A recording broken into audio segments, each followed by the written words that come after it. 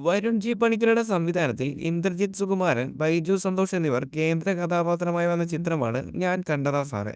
തിരുവനന്തപുരമാണ് ചിത്രത്തിന്റെ കഥാപശ്ചാത്തലം. ടാക്സി ഡ്രൈവറായി ജോലി ചെയ്യുകയാണ് ഇന്ദ്രജിത്ത് അവതരിപ്പിച്ച കഥാപാത്രം ജോക്കുട്ടൻ.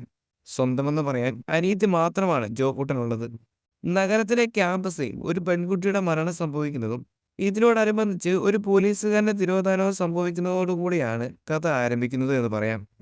ചിത്രത്തിന്റെ ടൈറ്റിൽ സൂചിപ്പിക്കുന്നത് പോലെ ജോക്കുട്ടൻ ഒരു കൊലപാതകത്തിന് സാക്ഷിയാകുന്നതും പിന്നീട് സംഭവിക്കുന്ന കാര്യങ്ങളുമാണ് ചിത്രം പറഞ്ഞു പോകുന്നത്. നല്ലൊരു പ്ലോട്ട് തന്നെയാണ് ചിത്രത്തിൻ്റെത്.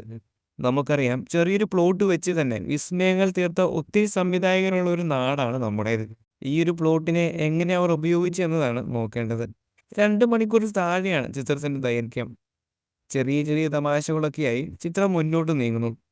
കൂടുതലും പോലീസ് സ്റ്റേഷനും അവിടെ സംഭവിക്കുന്ന കാര്യങ്ങളുമാണ് ചിത്രത്തിൽ. നല്ലൊരു ട്വിസ്റ്റോടു കൂടിയാണ് ചിത്രം അവസാനിക്കുന്നത്. അതെല്ലാം തിയേറ്ററിൽ തന്നെ കണ്ട് ആസ്വദിക്കേണ്ട ഒന്നാണ്. എന്നാൽ മൊത്തത്തിലൊരു ക്ലാരിറ്റി ഇല്ലായ്മ ചിത്രത്തിൽ അനുഭവപ്പെട്ടു.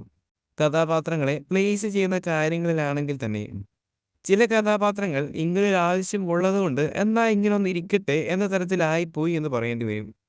ഇന്ദ്രജിത്തിന്റെ കഥാപാത്രം ഒഴിച്ചാൽ അഭിനേതാക്കളുടെ മികച്ച പ്രകടനമെന്ന് പറയാൻ സാധിക്കില്ല. എന്നിരുന്നാലും ചിത്രത്തിന്റെ പ്ലോട്ട് ആദ്യമേ പറഞ്ഞതുപോലെ നല്ല ഒന്നാണ്. അതുകൊണ്ട് തന്നെ ചിത്രം നമ്മളെ മുഷിപ്പിക്കുന്നില്ല. ഈ അടുത്ത് കണ്ടുവരുന്ന മലയാള സിനിമകളുടെ ഒരു ക്വാളിറ്റി ഉണ്ട്. ഫ്രെയിമിങ്ങിന്റെ കാര്യത്തിലാണെങ്കിൽ പോലും പ്രേക്ഷകർ അത് കണ്ടാണ് അടുത്ത പടത്തിന് കയറുന്നത്. അപ്പോൾ അവരുടെ മനസ്സിലുള്ളത് അത്തരം ക്വാളിറ്റി സാധനങ്ങളായിരിക്കും, അല്ലെങ്കിൽ അവർ പ്രതീക്ഷിക്കുന്നത്. അത് നൽകുക എന്നതാണ് ഇന്നത്തെ സംവിധായകരെ സംബന്ധിച്ചിടത്തോളം ഏറ്റവും വെല്ലുവിളി നിറഞ്ഞൊരു കാര്യം. ഓരോ സിനിമയും തിയേറ്റർ വാച്ചിന് വേണ്ടിയാണ് തയ്യാറാക്കുന്നതും. ഈ ഒരു ചിത്രം കണ്ടവരാണ് നിങ്ങളെങ്കിൽ നിങ്ങളുടെ അഭിപ്രായവും പങ്കുവയ്ക്കുക.